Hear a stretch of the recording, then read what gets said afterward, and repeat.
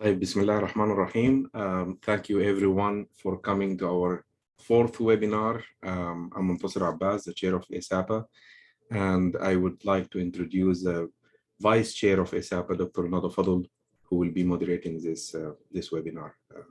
Thank you, Nada. Please go ahead. Thank you so much, Prof. Muntasir, and welcome everyone. We're really glad to have you here with us today in our ASAPA series of webinars covering the issues in Sudan right now. And today I'm very pleased and honored to welcome our guest speaker, Dr. Ahmed el-Gaili. I think many people know Ahmed el-Gaili, but probably a lot of people don't know his background and his amazing extensive bio. So I'm going to present that to you today. So Ahmed is a partner at Latham Watkins LLP, one of the largest global law firms. He previously served as managing partner of the Dubai office of Vinson Elkins LLP and as a senior associate attorney at the London offices of Sullivan Cromwell LLP. And prior to that, he was an investment banking analyst at Morgan Stanley in New York. Ahmed received his Juris Doctorate cum laude from Harvard Law School in 2003 and Bachelor of Arts magna cum laude in Economic Development Studies from Harvard College in 1998. While at LHS, he served as managing editor of the Harvard International Law Journal.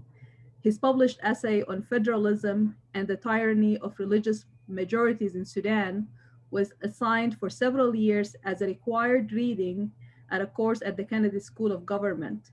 Since then, Ahmed has written extensively on Sudan legal and constitutional challenges, including with respect to judicial independence, the constitutional role of religion, and the merits of a presidential system of government. Since 2019, he has been very involved in legal advocacy, supporting the Sudan revolution, including drafting an alternative constitutional charter and requesting the ICC to investigate the Syrian massacre. Ahmed currently serves on the advisory board of the Beirut Institute, a regional think tank, and he previously served as the president of the Harvard Arab Alumni Association and on its executive board from 2010 till 2016. Welcome, Ahmed, and we're really glad to have you here today. You have recently written a very nice, well-thought political analysis of the political agreement between Hamdok and Burhan. Prior to that, you wrote a very extensive analysis of the constitutional declaration, and you've been a very vocal voice advocating for people on the ground and raising issues that many people just kind of glance through. So we're very glad to have you here. I want you just to kind of give us your view, your bird's eye view of what's happening in Sudan right now. And if you want to go back all the way to the constitutional declaration or even prior to that, that would also be welcome. So thank you, Ahmed. The podium is yours. And you're muted. Rookie error. Thank you, Nada, and thank you, ASAPA, for hosting me. I would like to begin first, though, by acknowledging the martyrs of the revolution, those that have fallen during this recent coup, as well as those that have fallen before as victims to tyranny in Sudan. I also want to recognize the great efforts that you, Nada, and ASAPA and the Sudanese American community are doing, and you guys continue to play a very critical role in advocating for freedom in Sudan. So what I'd like to do is to spend a few minutes just going back in history, because I think history is relevant because we need to learn from the mistakes of the past. So I want to spend a couple of minutes talking a little bit about Sudan's constitutional history, even pre-constitutional charter, and then spend most of my time talking about the constitutional charter and the Juba Agreement, and ending with the recent coup and the Burhan Hamdok agreement. I'll be very brief with the history because you're all very familiar with it. But in summary, for its 70 years of history, Sudan continues its search for an elusive constitution that is representative of its people, that reflects its values and reflects the desire for freedom and democracy in the country. We inherited a constitution from the British colonial system in 1956. That was a fairly bare bones constitution, and that's when Sudan started the debate about let's try to draft a permanent constitution for Sudan. That debate, however, for the following 60 years was a very elitist top-down debate, and it failed to be truly representative of Sudan. And then that debate was often interrupted by the frequent periods of military rule. So the first purported permanent constitution was Numeri's 1973 constitution, which was meant to enshrine the Addis Ababa, peace agreement. Yet even then, it was a constitution under military rule, and within a decade, it fell apart when Numeri swung into full fundamental rule with the September laws and then the 1985 revolution that unseated him. During the Bashir era, we had two major experiments in constitutional writing.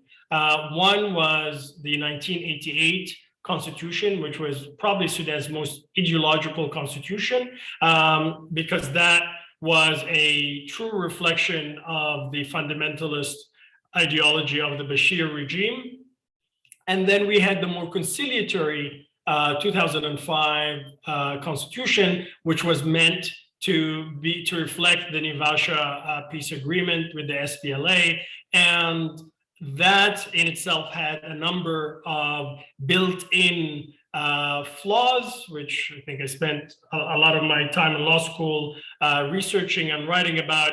But fundamentally, it was the premise that Sudan will be an Islamic state from which the South will get exemptions in what was called then Islamic Federalism. That I predicted back in 2003 that would make separation a foregone conclusion, and unfortunately that's where things ended up. Fast forward to the 2019 constitutional charter. Obviously, it is hard to understand the constitutional charter or al-Wathiqa Dusturiya without understanding the context of it.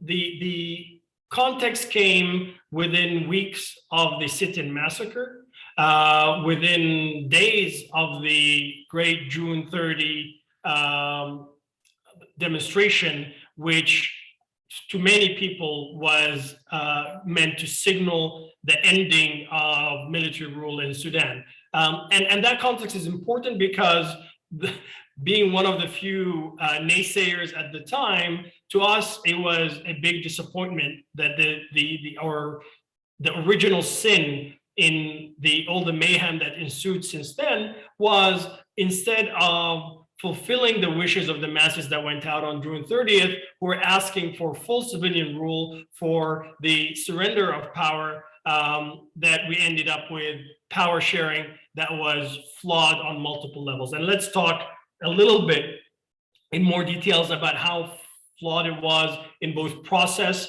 as well as in substance. In terms of process, as you all know, the process by which the political declaration and thereafter the constitutional charter was devised was extremely opaque, behind closed doors. There was very little transparency from the FFC and the SPA, and definitely from the military side. In fact, they were probably saying more about it than the purported democracy advocates. Unfortunately, the team that was involved in negotiating the details were ill-equipped, and to be absolutely honest, we're mediocre at best, just by judging by the documents they produced. Just from a purely legal perspective, it was a very sloppy document.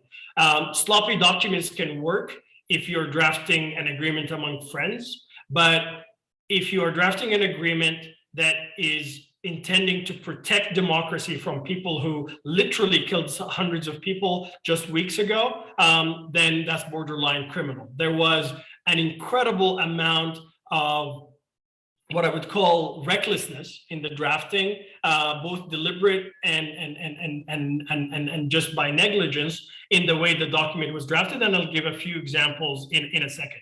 More disappointingly was that the FFC drafters refused help. There was a large group of Sudanese lawyers, self included, who were offering help, who were offering alternative drafts, who were taking the FFC draft and marking it up for them overnight. And we sent detailed point by point comments about the minefields that are included in their drafts. But to a large extent, those comments went unanswered. In fact, they were answered with condescending responses from the likes of Nabil Adib and others who pointedly said that I'm too young to know what I'm talking about, and that they know the British parliamentary system, and if it's good enough for the Brits, it's good enough for Sudan, according to him. So again, the presumption there is a well-established democracy that functions, not an existential fight with people who have no interest in democracy. And that's why you need to be extremely careful and extremely precise and extremely deliberate in the drafting that you adopt. In terms of the substance of the constitutional charter and where it went wrong, there's sort of three broad areas or four broad areas that we tried to point out at the time. The first one, of course, was they came out and said the Sovereignty Council, where the military will sit in, will be purely ceremonial. That's how they sold this to the people. That's how they sold it to the resistance committees. They said this is just to meet ambassadors and visiting dignitaries, and real power is going to be with the civilians and with the prime minister. In reality, that was a far cry from it.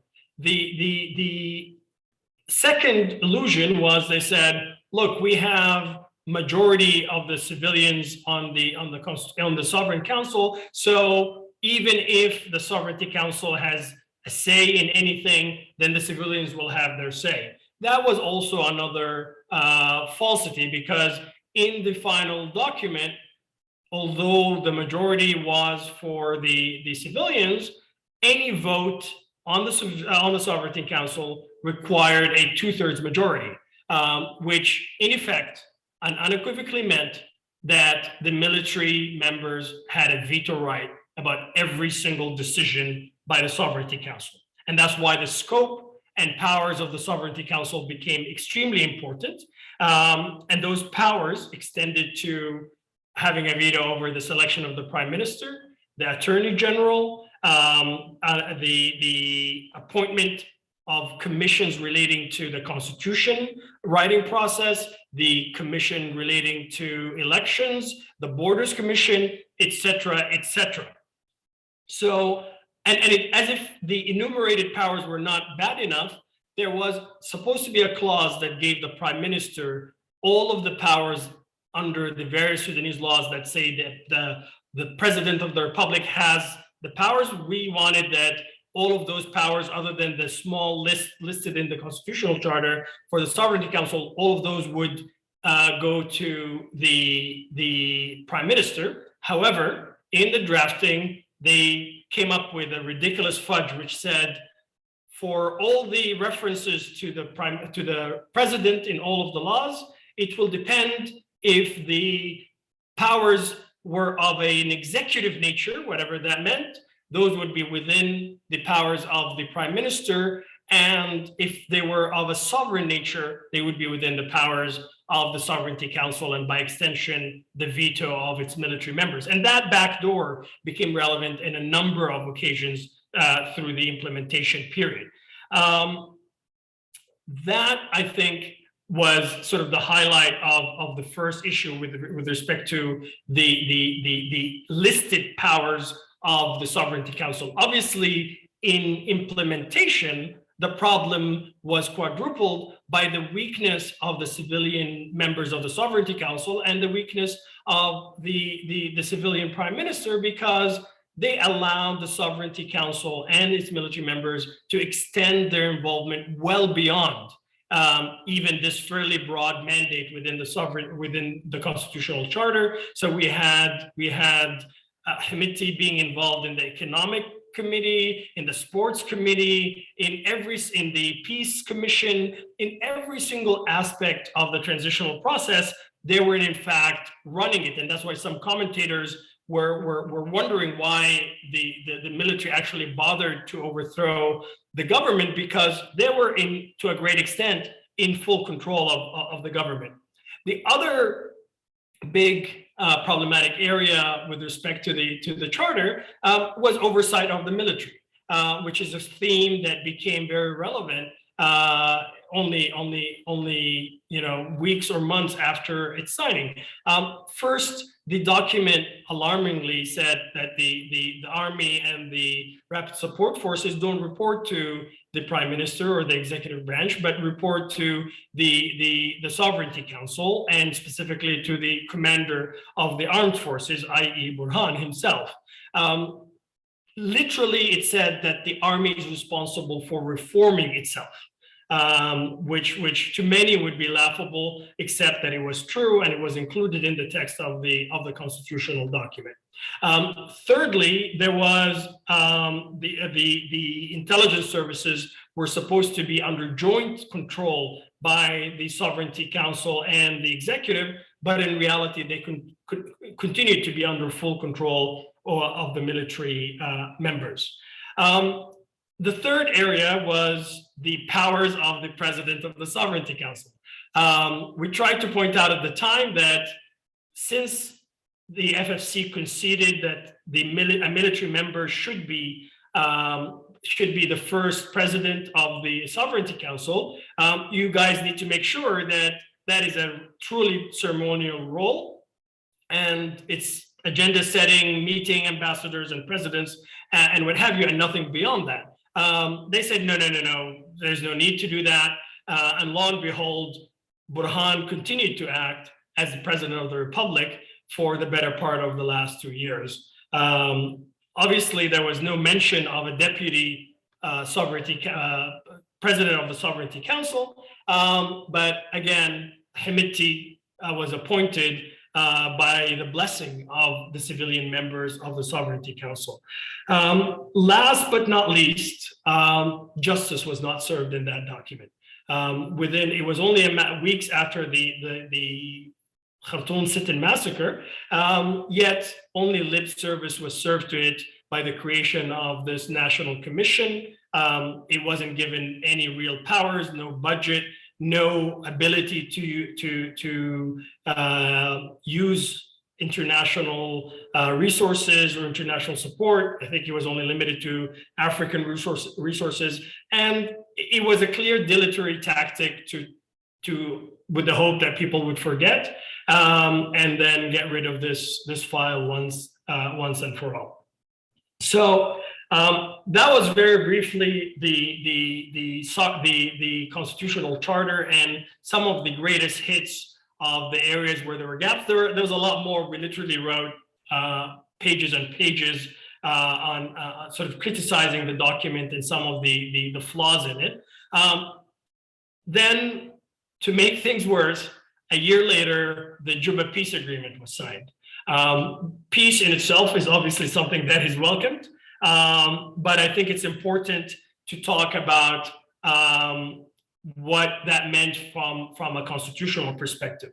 Again, I'll take it both procedurally and substantively. First, there was a flawed process in amending the constitutional charter to implement the Juba peace agreement. As you all know, the parliament was not formed within 90 days as was supposed to be the case and as is required by the charter. And any amendment to the charter requires a 2/3 majority approval by Parliament. They somehow managed to say that the temporary legislative power that was being exercised by the cabinet in a joint meeting with the Sovereignty Council, and that's provided for in the charter for purposes of literally only passing laws that are needed until the parliament is formed, that power gives them, that clause gives them the power to amend the charter itself. A lot of scholars thought that that was very problematic and that's unconstitutional. Yet the Minister of Justice wrote a paper saying that out of necessity, it had to be done and therefore it's constitutional. And that's not how constitutional arguments are won. Importantly, it was done in a very sloppy way. Instead of just taking the relevant parts from the Juba Agreement, they said all of the Juba Agreement, and the Juba Agreement is literally about 11 separate agreements in hundreds of pages. All of that is part of the constitutional charter and is the law of the land. That is both sloppy and highly problematic from a legal perspective.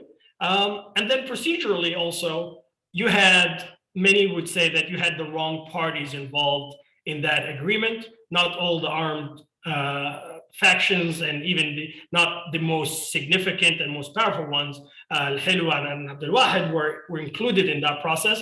And even in the East, I think a lot of, at least on its face, a lot of the protests in Port Sudan are related to a rejection of those who represented the East in that process. The last procedural flaw that I want to highlight is that the Juba Agreement was an agreement that was negotiated and led by the military faction, and the civilians had very little say in it.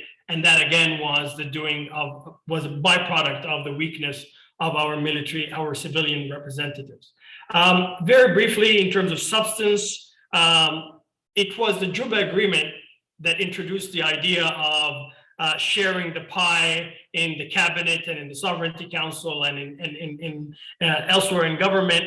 And instead of a purely technocratic cabinet, it was the military militias, the revolutionary groups, who insisted that they get a share of cabinet. And they still had the audacity after the coup to say that it was the FFC that introduced that concept to cabinet. The reality obviously was that the FFC, once that request was made by the military groups, they jumped on it and joined the bandwagon, and we ended up with the government that was in place. But it was ultimately the military, the armed movements request to begin with. The agreement is flawed in a number of areas that I'm not going to get into details, but one of the biggest flaws was resetting the clock on the transitional period. Deliberately, and I know that from people who were involved, they said they deliberately punted the question, the ticking bomb, as to what happens to the presidency of the Sovereignty Council with this resetting of the clock and this date of 17th of November. And people said they deliberately punted, naively thinking that they're going to reach agreement. And there are people who say that that was one of many factors that led to this coup, because the military guys did not want to hand over the presidency. And had there been a text that sorted the issue, that would have significantly weakened their hand and maybe averted this disaster. There was a lot of issues in terms of the lip service to justice. Despite insisting on submitting al-Bashir to the ICC for years, they decided to punt on that, and that was not done as many people expected. In the interest of time, I'll just fast forward to 2021 and the coup that happened on the 25th of October. Suffice to say, there was no constitutional basis whatsoever for the coup. There was no constitutional basis that gives Burhan the power to dissolve cabinet or even dissolve the Sovereignty Council, let alone reappointing members of it. There is no constitutional basis for declaring a state of emergency. Under the charter, the power to declare a state of emergency is something that should be initiated by the Prime Minister, and only then it would be presented to the Sovereignty Council as a whole for them to act on it. So at the risk of stating the obvious, the coup was unconstitutional. And it's funny that we have to say things like that, and people were asking questions like that. But if anyone is in doubt, there is not a shred of legal basis for the coup, and there isn't a shred of legal basis for the Hamdok agreement that followed on November 21st.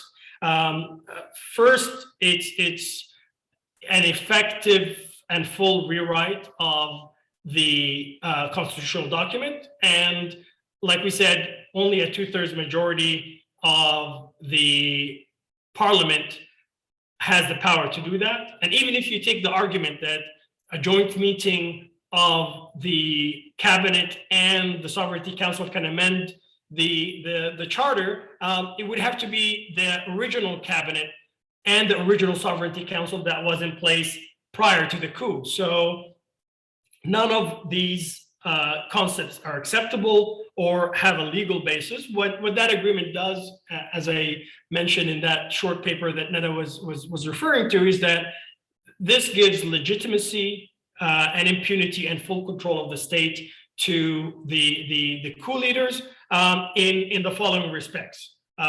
It is by no means a return to the pre-coup constitutional order, because the Sovereignty Council that was there is no longer in place, and we have what I call the rogue Sovereignty Council still very much in power. The state of emergency that was unconstitutionally declared is still in place.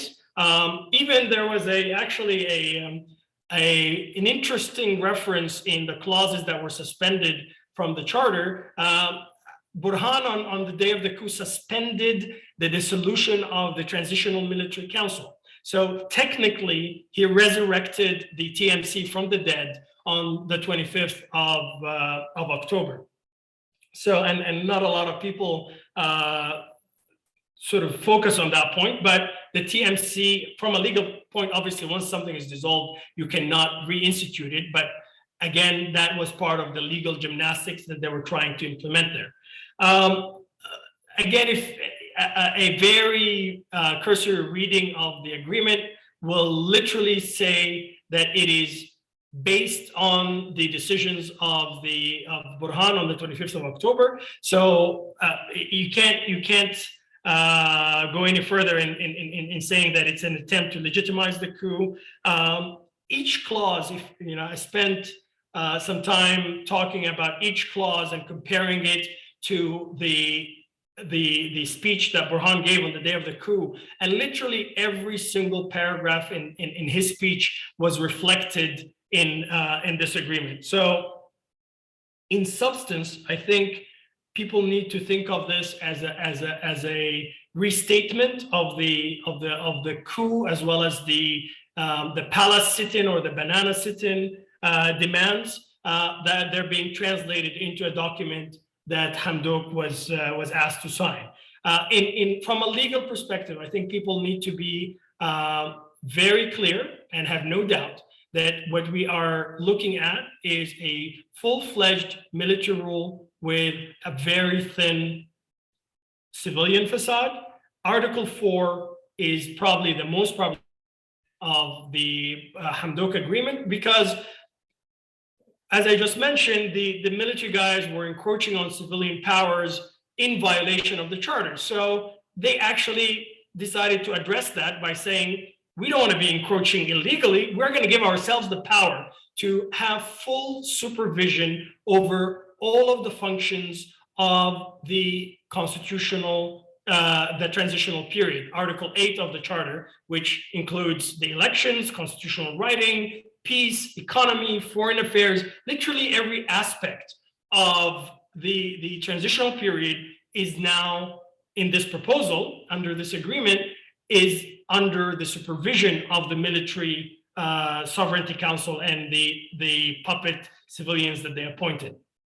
So any presumption and any suspicion that Hamdok will have any real powers under this agreement is a mirage. Article 6 talks about replacing the FFC. I mean, it's talk about expanding the political base, but those, if you were listening to the palace sit-in, that was just code for replacing the FFC with a new political civilian base that is handpicked by the military, just to give it a civilian facade.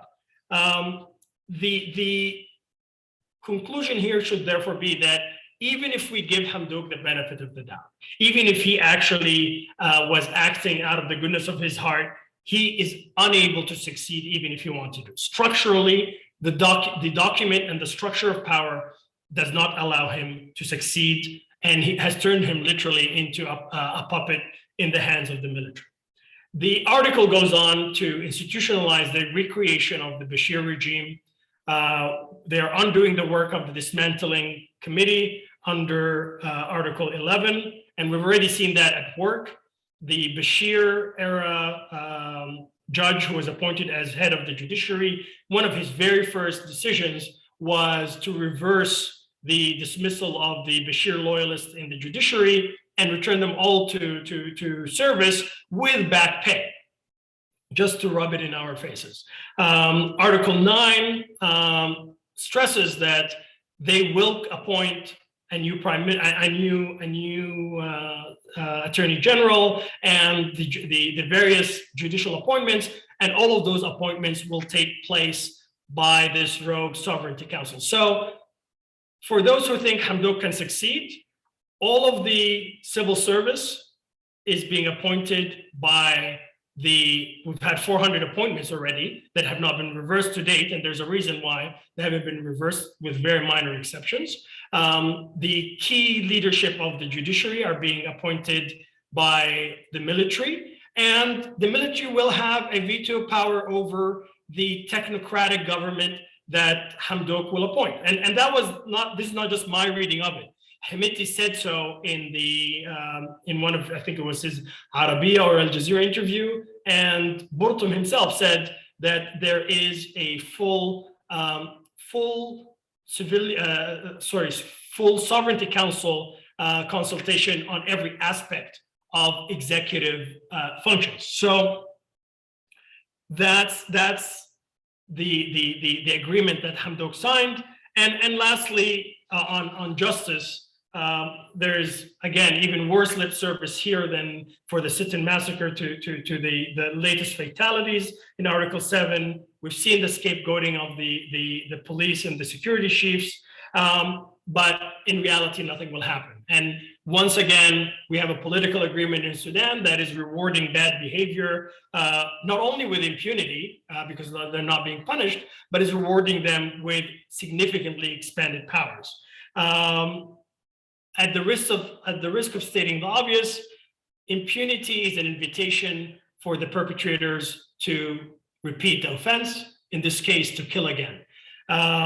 They're being emboldened because we did not deter them back in Darfur when they killed people and hundreds of thousands. We did not deter them when they killed hundreds in the sit-in, and we're not deterring them again when they killed 40 plus civilians in cold blood.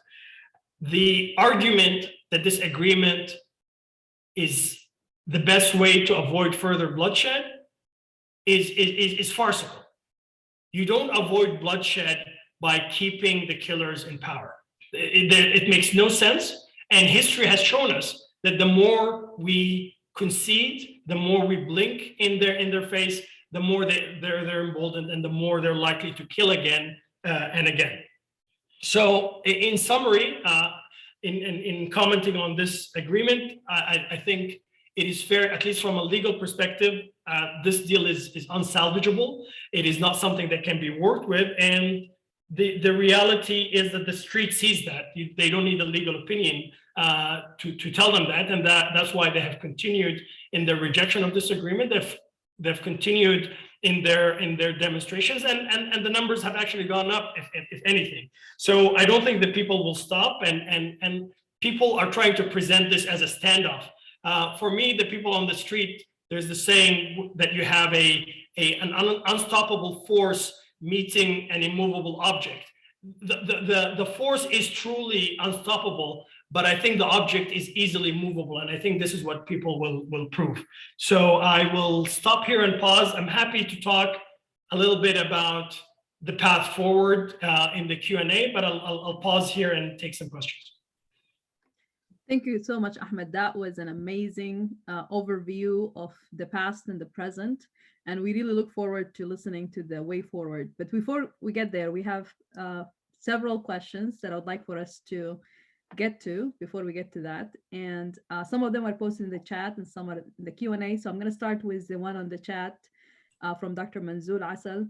He was one of our prior speakers at the ASAPA webinar, so we're really glad to have you back, Dr. Manzoor. And the question is, how do you look at the external factor in the production of the constitutional declaration? The same question also applies to the Burhouk, I like that name, Burhan Hamdok Agreement of November 21. What role did the international community play in the agreement? And I think this is a question that comes up a lot, of what role did the international community play in that agreement? Because we've seen the immediate support, the international community immediately, as if they had this statement prepared. Once the agreement was signed, it was immediately posted from the State Department, from the Troika, and other parties saying, oh, this is great, this is a step forward. So I'm curious to hear your thoughts about that. Well, I don't have as much visibility about the recent agreement. I agree with your assessment on the reaction. I think in the constitutional charter, the role was very clear. We had the Ethiopian and the AU negotiators, which I think really pushed hard to reach an accommodation and to reach a power sharing agreement. And the Americans, I think, had a very conciliatory approach as well, notwithstanding the voices of the street. So I think the role of the international community was it is culpable in many ways in facilitating that deal with all the flaws that came with it. In the current deal, I think you probably saw more regional powers fingerprints more than the wider international community. Ethiopia is a bit preoccupied, and so I don't think the African Union had much of a role in it. I think there was some tacit support that the fig leaf of having Hamdok was good enough for people who wanted to just move on from Sudan being in the headlines. It was a very naive misreading of the Sudanese political landscape and of what the people on the street wanted. I think people mistook the fact that Hamdok's popularity shot through the roof because he was being arrested, but that was because he was a representative or a symbol of the revolution that was being hijacked. But the minute he crossed the line and went rogue effectively, he lost all of that support, and he did not carry the streets as I think some people thought he would, which I think was a really naive reading. So I'll stop there to allow for more questions. Thank you so much, Ahmed. And this is kind of what we heard from the street. This is not about Hamdok. This is not about personality or people. This is about the revolution itself. So it doesn't matter who holds that seat, as long as they represent the revolution, they will get the respect of the people. And when they cross that line, the people just overcome them and they move forward. People moved on. I think people moved on from Hamdok. People on the street moved on from the agreement itself. I think it is fair to say it's important for people to know what's in it. But as far as I'm concerned, and I think as far as a lot of people on the street are concerned, that agreement is irrelevant, doesn't change anything. October 20th is like October 21st. We're still in a coup, we're still under military rule, and we still need to get rid of these guys. Nothing has changed. Sounds good. So then there is another interesting question that Dr. Samia Suleiman posted. Which comes first, a state, then a constitution, or a constitution, then state? Like chicken and egg issue, can we use the USA as an example? And she asked another question, is the document sloppy by First Nation standard, or is an absolute sense?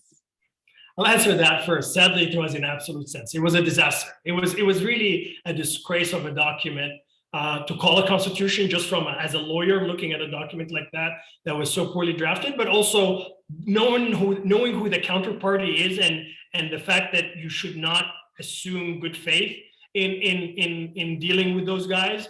The amount of negligence was appalling, to be honest.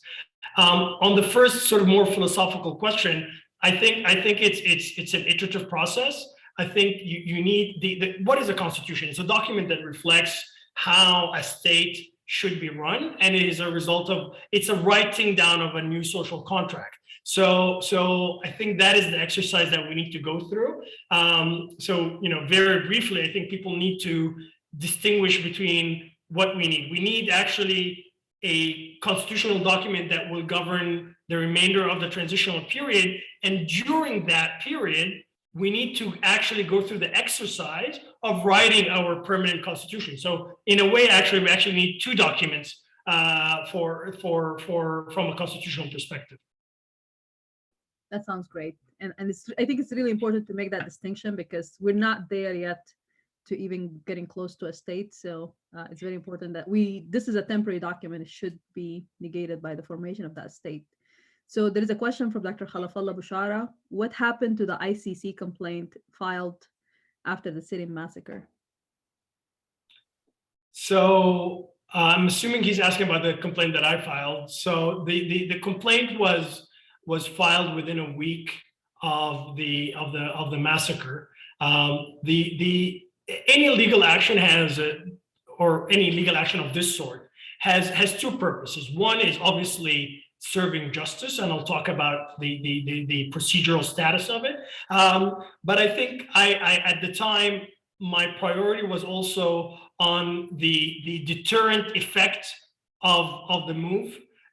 People were still being killed in the streets of Sudan, and sending that deterrence to the RSF and to the killers was a great priority, and that's why I rushed the document. I could have spent a month or two writing that and expanding on it, but timing was of the essence in terms of the deterrence, but also in terms of sending a message of support to people on the ground. And I think from the feedback I got from people, that was very helpful to know that there is that kind of action taking place outside. And on the deterrence, for sure, because the next day, actually, after I filed, Hemeti was on TV saying, "We're not afraid of the ICC." And when someone says we're not afraid of something, that's when they're really scared. And between that action and the streets pressure and the international pressure, the violence did subside. So I think that was important.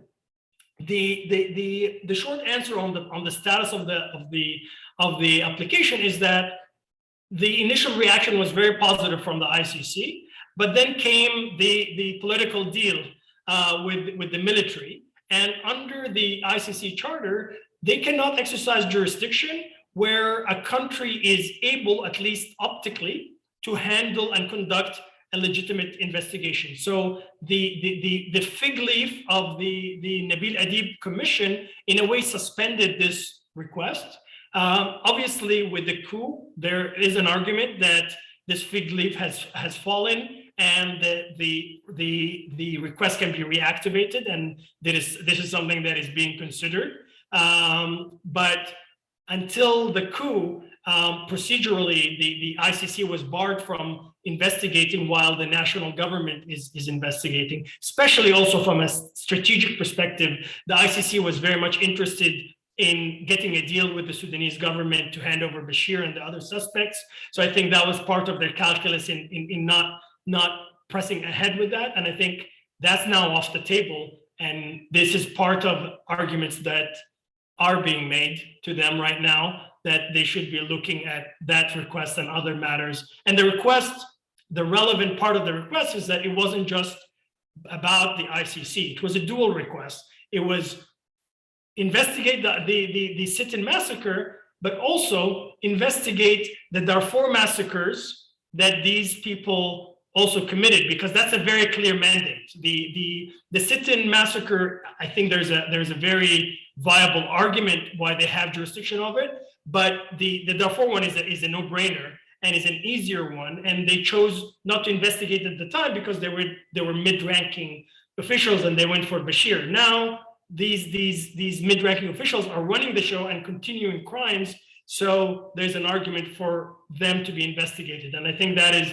a very important card that we can play, and we are playing it, I believe. That sounds great. And that was going to be my follow-up question, is about the Darfur case, because that's on the table for them. That's the mandate for them. Everything is on the table. I think the theme of at least my personal view, the theme is one of maximum pressure, and we should go at them with every possible legal weapon we have. Absolutely.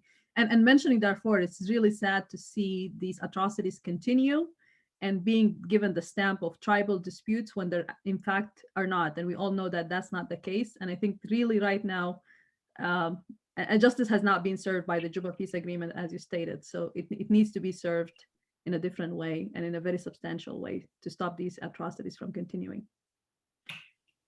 Very good. So I'm going to go on to the next question. I'll skip and get to Bakri's question. Dr. Bakri Abdelmajid is asking, there is some international support of the unremovable object. It has enormous military power. For them, it's life or death. So how can the street approach the removal stage? That's a really question. No, it is. And I think that is, a lot of Sudanese are thinking about that question. And I don't think I have a magical answer. I'll tell you what my personal views are. I think there are multiple messages that we need to be sending and multiple steps, concrete steps that we should be doing. As I mentioned, the maximum pressure from the street by continuing the civil marches, the escalating to civil disobedience. The message to the military leaders, the coup leaders, and to the entire world should be Sudan is ungovernable for these guys. There's no way these guys can govern Sudan. And that's an important message. And when you couple that with hopefully the forthcoming sanctions from the US, from other countries, possible ICC action, what have you, what you do there is these guys become a liability even for their regional allies. And they become toxic and not worth the hassle, because a lot of these regional powers don't really like the spotlight on them. And this is where I think one of the worst things we handled back in 2019 was how we handled the regional powers. And the civilian leadership, the FFC, completely abandoned those relationships and let the military run them before the charter and after the charter. I mean, Hamdok accepted that the Burhan and Hemeti are the ones who are going to visit the Gulf and the Arab countries, while he was very happy going and meeting the Khawajas in Europe and the US. And that's not sound foreign policy. You actually should spend your time on the more difficult relationships to win people over. And I think that's where we as a pro-democracy advocates, we need to be focused on having a dialogue with these regional powers, because these guys must realize, once we make it very clear that there's no future for these military leaders on the ground, that they are making a mistake, and that their long-term interest, and we have a lot of common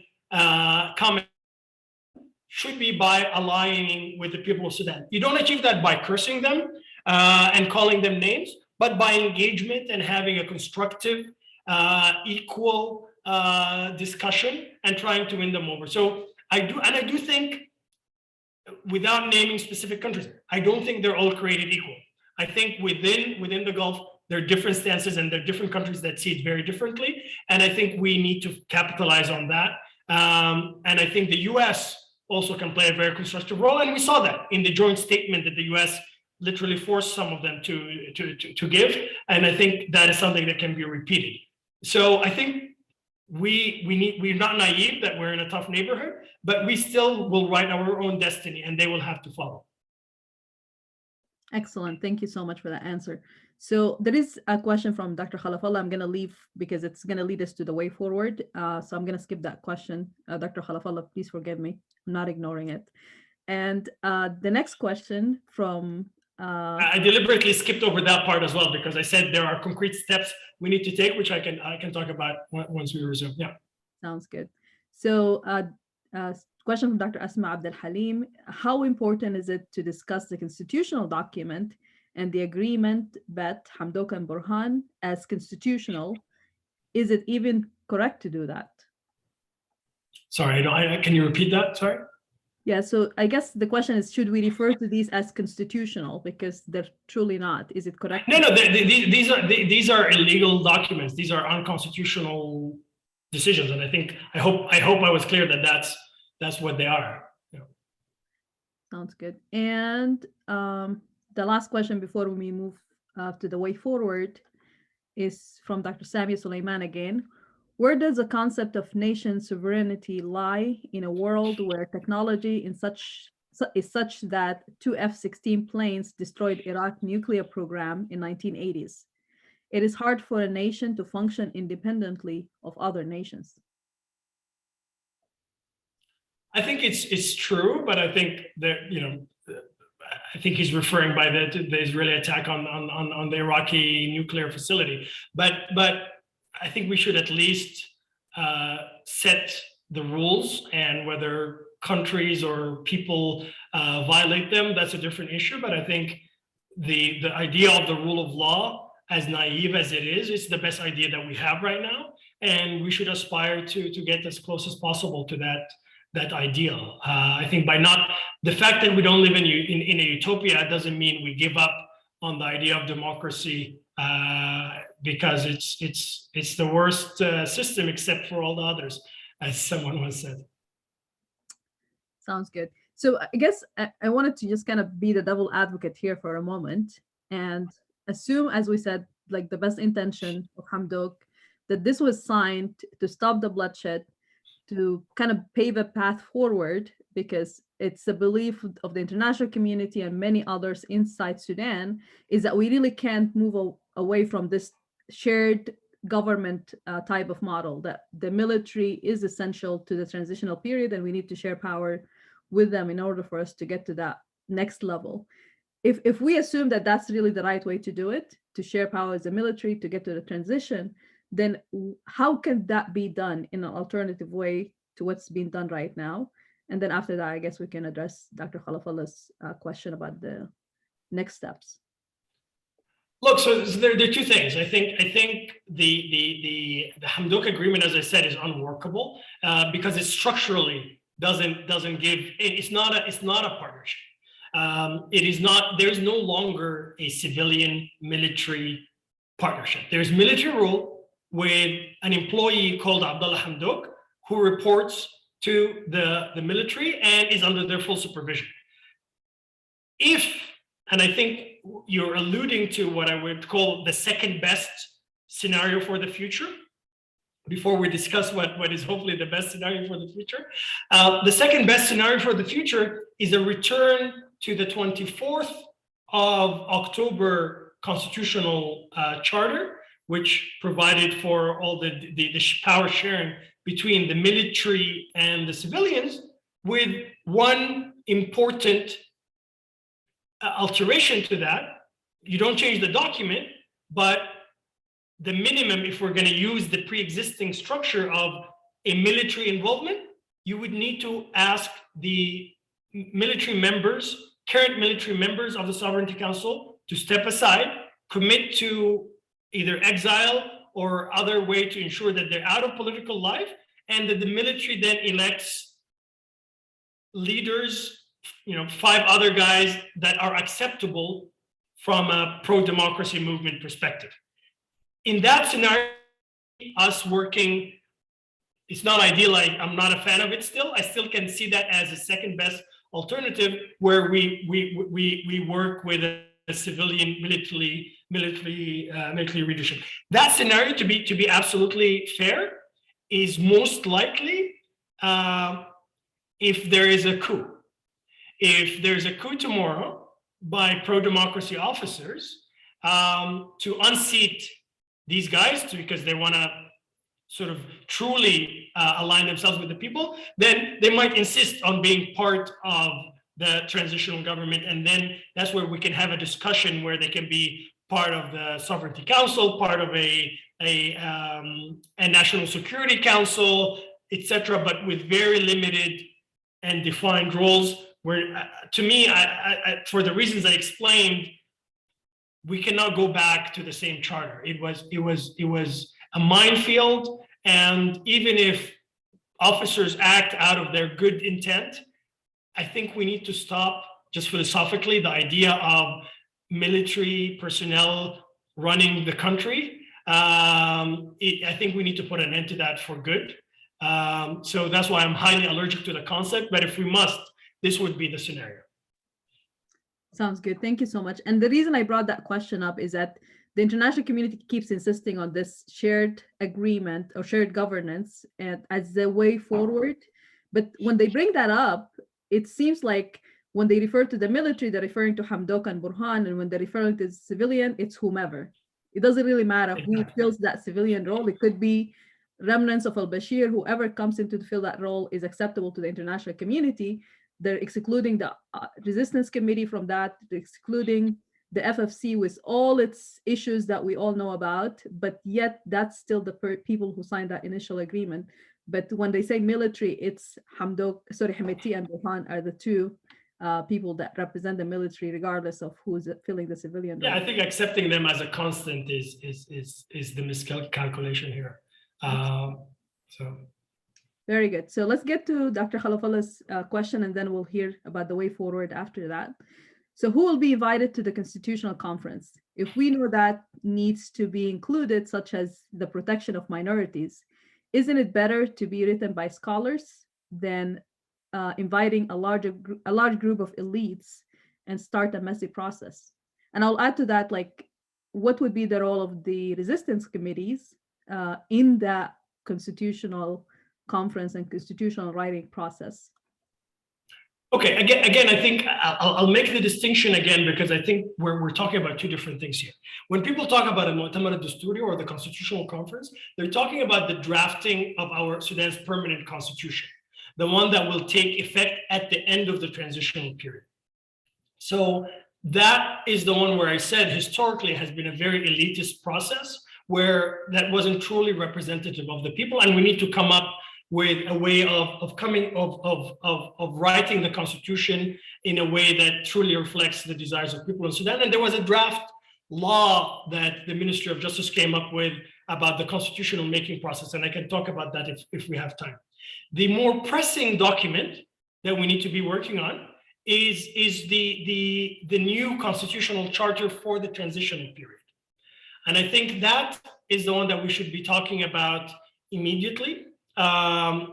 So if I may then just talk a little bit about how do we go from the present to the future.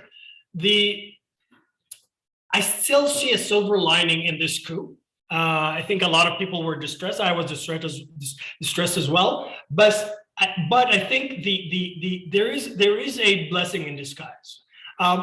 We were not going to succeed with the existing partnership.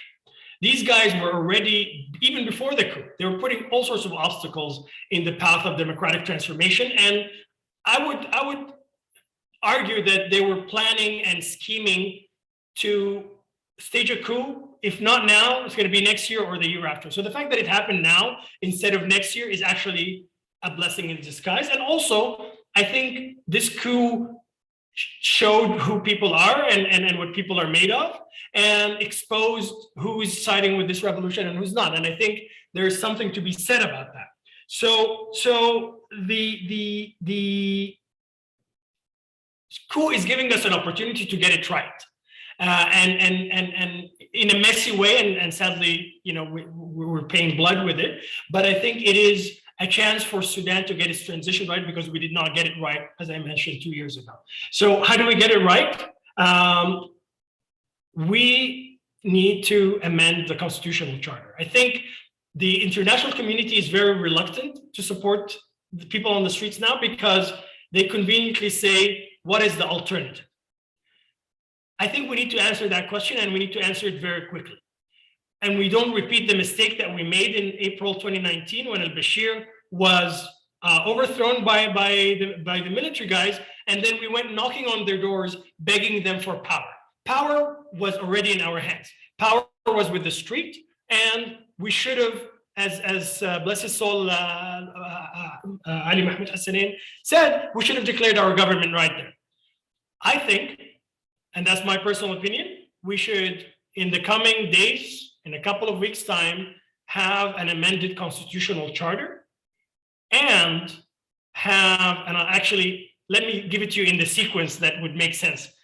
We should have a representative mini parliament that is composed largely of the resistance committees, 50–60% resistance committees, 20% FFC, 20% other pro-democracy powers.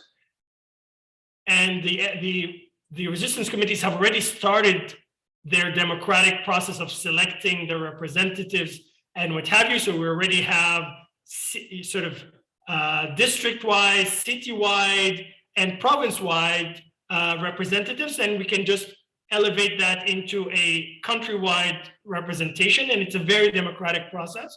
That parliament is empowered to amend the constitutional charter, and those amendments will reflect the new structure, will reflect things like the cabinet needs to be fully technocratic. There should be no politicians in it. It only answers to the parliament. We can have a mini sovereignty council. This is, you can have 9 members, 5 resistance committees, 2 FFCs, and two other powers. We can fix all the stuff about oversight over the military and military funds and security sector reforms. And we need to undo the damage that resulted from the Juba peace agreement.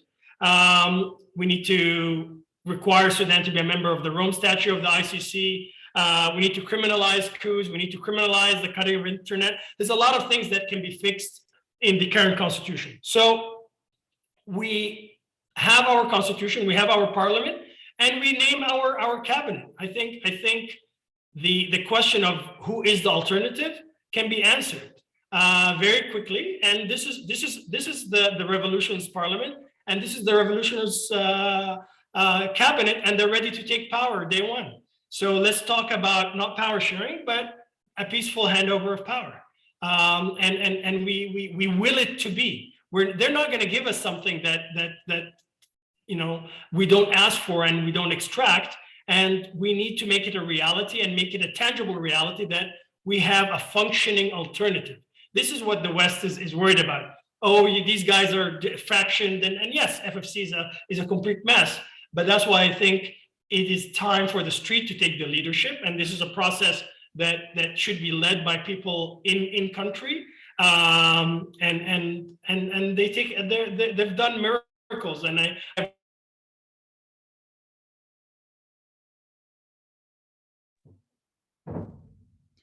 You froze for a little bit, Ahmed, so we can't hear you anymore. Thoughts about where we go from there.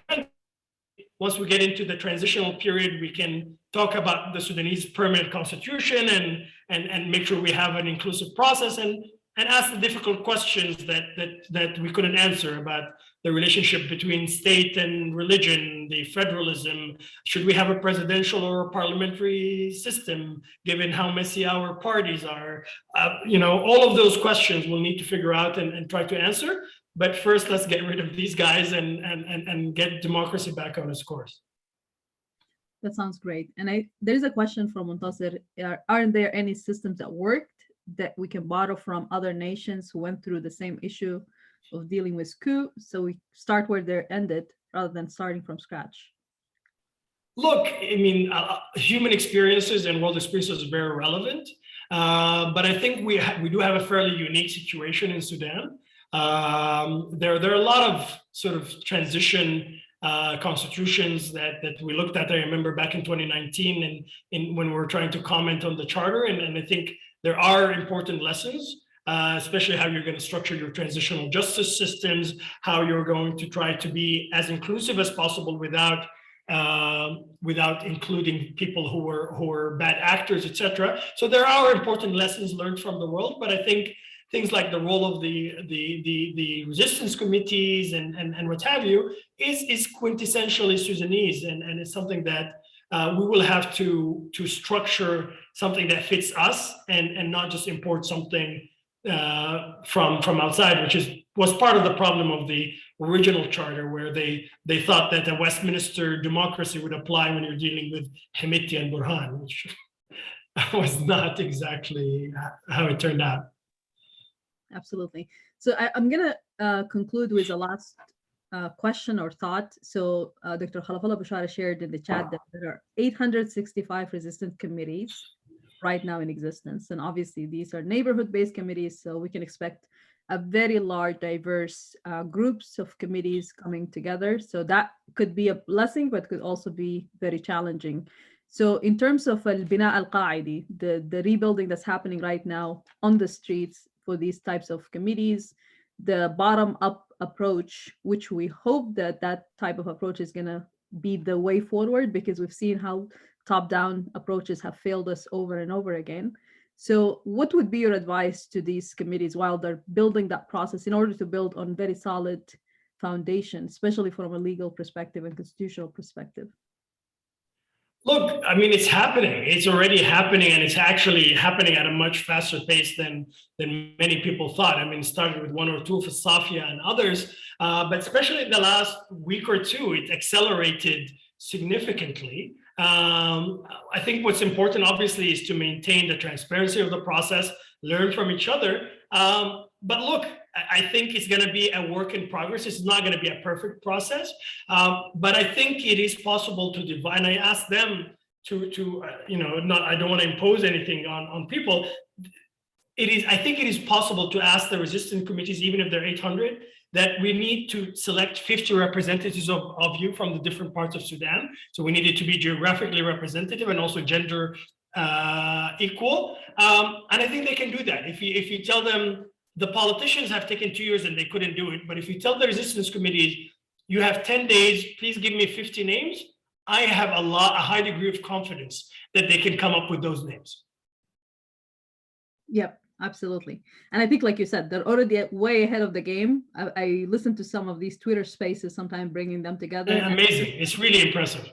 Absolutely. I'm not worried at all about them. Yeah. Encourage people to sign up and follow them on Twitter, the Resistance Committee Twitter accounts, and you'll just be fascinated by how way ahead these people are. And we're sitting here worried about them and how they're going to come through this, but they're not, and they're past all of these issues. No, they're moving ahead, and what I like is that they're moving ahead beyond the coup, beyond the Hamdok agreement, and frankly, even beyond the FFC. The FFC is scrambling for relevance right now, and I think they do have a voice and a role to play, but I think it's a secondary supportive role. I think the leadership should be, and the resistance committees should be in the driving seat 100%. They've given the FFC a chance, and they've messed it up, and there's no second chance when we're dealing with countries. You get one strike and you're out.